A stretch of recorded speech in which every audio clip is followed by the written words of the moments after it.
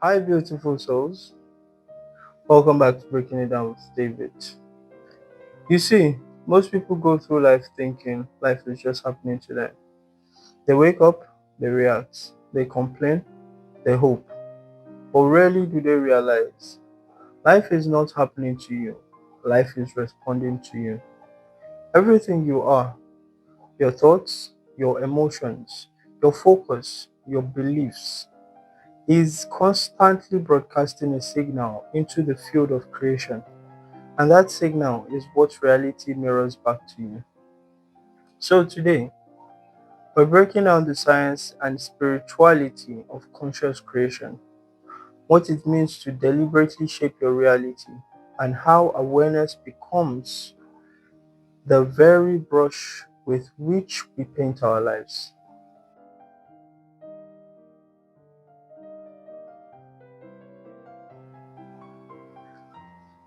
Let's start from the foundation.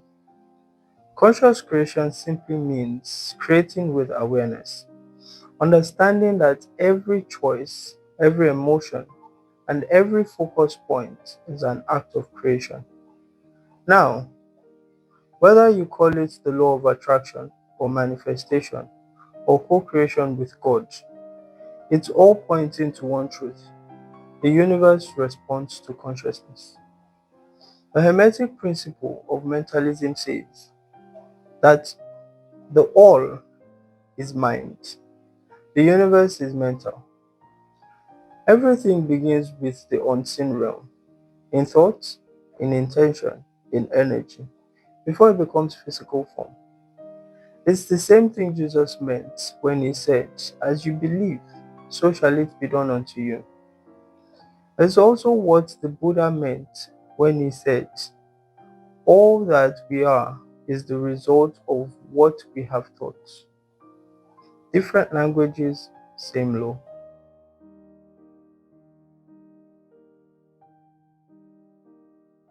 Most people are creating unconsciously.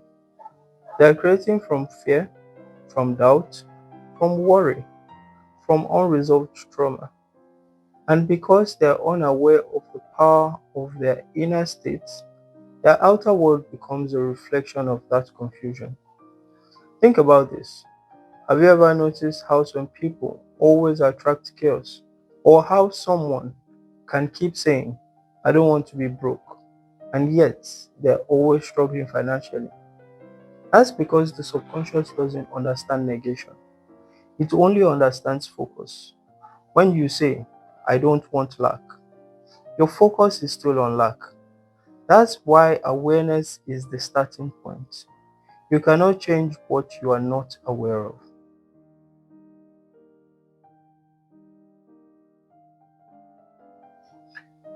Now, in the Bible, Genesis begins with, "In the beginning was the Word."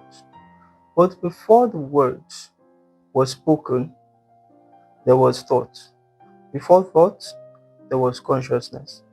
Everything that exists was first a vibration, then a pattern, then a manifestation. In Hermetic philosophy, that's the principle of vibration and correspondence. As above, so below. As within, so without. In Yoruba thought, we say, "Ori ni a fi ń dá ni." Your inner consciousness, your head, or your essence is what shapes your destiny. So even in African wisdom, this truth is not foreign. Creation starts within. You are the cause and reality is the effect.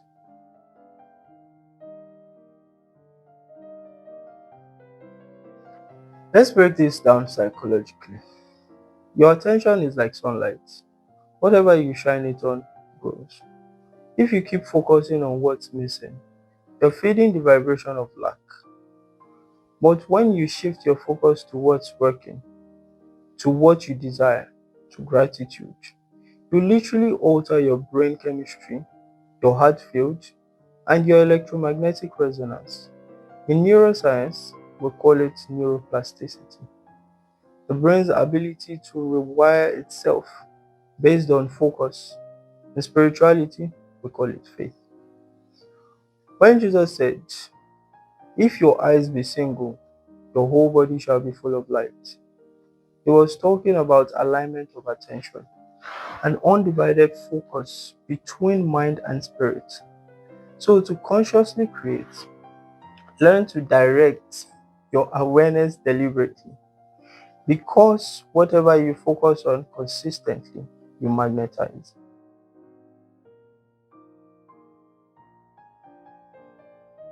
Belief is the frequency you broadcast to the universe.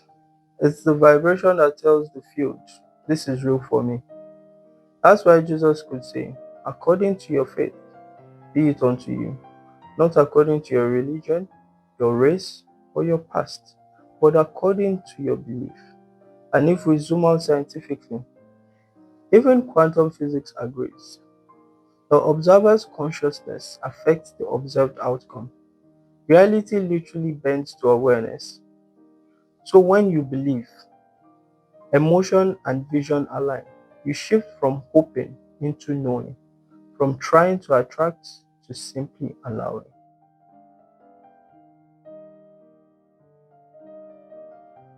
Now let's go deeper. The subconscious mind is like the fertile soil of creation. Whatever seeds you plant in it grow. It doesn't judge, it doesn't question. It simply manifests what it's fed repeatedly. And here's the twist. Most of your subconscious programming was installed between the ages of 0 and 7. That's why breaking patterns as an adult can feel hard.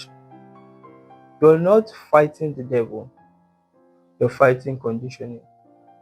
To reprogram your subconscious, repetition, emotion, and visualization are key. Meditation helps quiet the noise. Affirmations, when emotionally charged, rewire the internal code. When you say and feel, I am worthy, I am abundant, I am capable, you're not just saying words, you're sending new signals into your field of consciousness.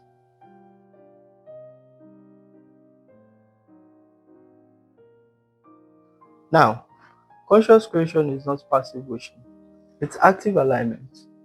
In Taoist philosophy, this is called Wu Wei, effortless action. It doesn't mean doing nothing, it means doing what aligns without resistance. In the Bible, James said, faith without works is dead, meaning your intention must meet aligned action.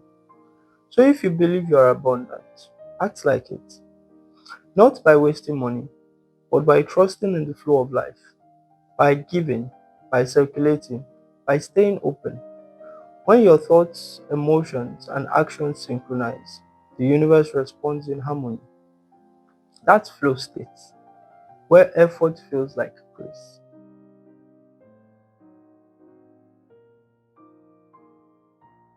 Emotion is energy in motion. Your feelings are magnetic. They're the language the universe understands. Gratitude, love, and joy. These are high frequency states that expand your electromagnetic field. Fear, shame, and anger, this contract it. That's why heart brain coherence is so powerful. When your heart and mind vibrate together, you enter a frequency where manifestation happens almost effortlessly. And remember this, you don't attract what you want, you attract what you are. Your vibration is your signature in the creative field.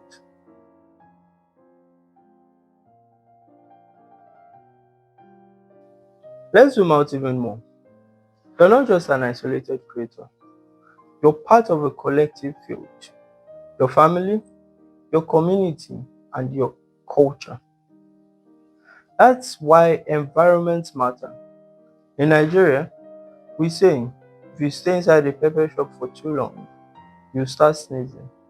Energy is contagious. If you surround yourself with gossip, doubt, or fear, it weakens your creative field. But when you surround yourself with inspired minds, your consciousness expands.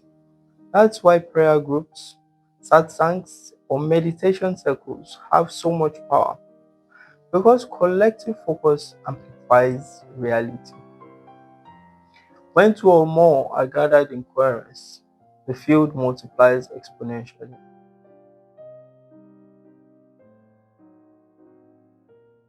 So, how do we live this every day? One is through awareness. Notice your thoughts. Don't fight them, just observe them. Two is through alignment. Choose thoughts and emotions that match your desired reality. Three is through action. Take inspired steps, not forced ones. Four is through stillness. Practice silence and breath daily. Five is through faith. Trust that the unseen responds before it becomes seen. Creation is not magic, it's science, spirituality, and self awareness working as one.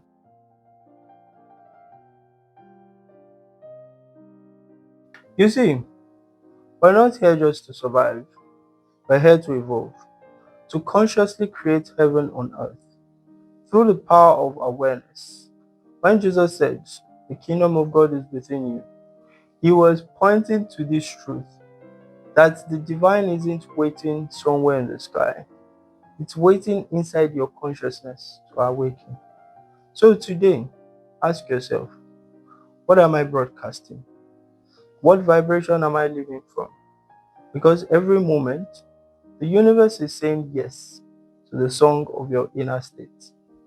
Choose awareness, choose creation, choose consciousness, and you realize heaven was never a destination. It was always a state of mind.